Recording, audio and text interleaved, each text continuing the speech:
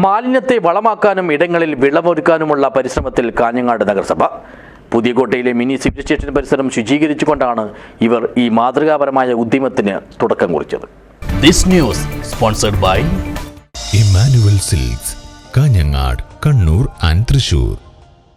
മാലിന്യമുക്തം നവകേരളം സ്വച്ഛതാ ഹി സേവാ ക്യാമ്പയിന്റെ ഭാഗമായാണ് കാഞ്ഞങ്ങാട് നഗരസഭയുടെ മാതൃകാപരമായ ഈ പ്രവർത്തനം. ഇതിന്റെ ഭാഗമായി ചൊവ്വാഴ്ച രാവിലെ ഹോസ്ദുർഗ് മിനി സിവിൽ സ്റ്റേഷൻ പരിസരത്ത് നടത്തിയ ശുചീകരണ യജ്ഞത്തിൽ 100ഓളം ആളുകൾ പങ്കാളികളായി. മാലിന്യങ്ങൾ നീക്കം ചെയ്തും കാടും പുല്ലും വെട്ടിത്തെളിച്ചുമായിരുന്നു യജ്ഞം. റവന്യൂ വിഭാഗം പിടിച്ചെടുത്ത മണൽ ലോറികളിൽ വളർന്നു വന്ന കാടുകൾ നീക്കം ചെയ്ത് വൃത്തിയാക്കി ഇവിടെ ചീരവിത്ത് പാകിക്കൊണ്ട് നഗരമാതാവ് KV Sujatha teacher mass cleaning ഉദ്ഘാടനം ചെയ്തു.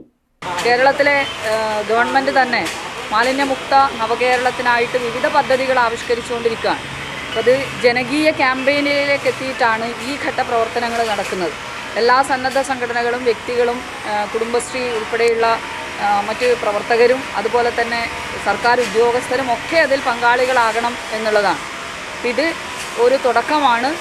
ഇനി അങ്ങോട്ട് എല്ലാ പ്രദേശങ്ങളും എല്ലാ ഓഫീസുകളും ഹരിത ഓഫീസുകളായി മാറുക, അതുപോലെ തന്നെ എല്ലാ പൊതു ഇടങ്ങളും ഏറ്റവും വൃത്തിയുള്ള ഏറ്റവും സുന്ദരമായ സ്ഥലമായിട്ട് മാറ്റിയെടുക്കാനുള്ള പ്രവർത്തനങ്ങളിൽ മുഴുവൻ ജനങ്ങളുടെയും പങ്കാളിത്തം ഉണ്ടാകണം, അതിൻ്റെ പിന്തുണ ഉണ്ടാകണം എന്നുള്ളത് അഭ്യർത്ഥിക്കുകയാണ്. ഹോസ്ദുർഗ് തഹസിൽദാർ T ജയപ്രസാദ് മുഖ്യാതിഥിയായി പങ്കെടുത്തു. വിവിധ ഇടങ്ങളിലായി കൗൺസിലർമാരും ഉദ്യോഗസ്ഥരും ശുചീകരണ തൊഴിലാളികളും യജ്ഞത്തിന്റെ ഭാഗമായി. നിരവധി ഓഫീസുകളുള്ളതും ഉദ്യോഗസ്ഥരും പൊതുജനങ്ങളുമായി ദിവസേന നിരവധി ആളുകൾ കടന്നുപോകുന്നതുമായ ഇടമാണ് ഹോസ്ദുർഗിലെ ഈ മിനി സിവിൽ സ്റ്റേഷൻ പരിസരം.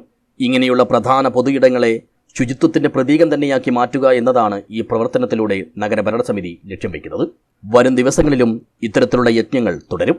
നഗരസഭാ ഉപാധ്യക്ഷൻ ബിൽടെക് അബ്ദുള്ള, സ്റ്റാൻഡിംഗ് കമ്മിറ്റി അധ്യക്ഷർ, health supervisor Shine P Jose തുടങ്ങിയവരും യജ്ഞത്തിൽ സംബന്ധിച്ചു. News bureau, Kanhangad.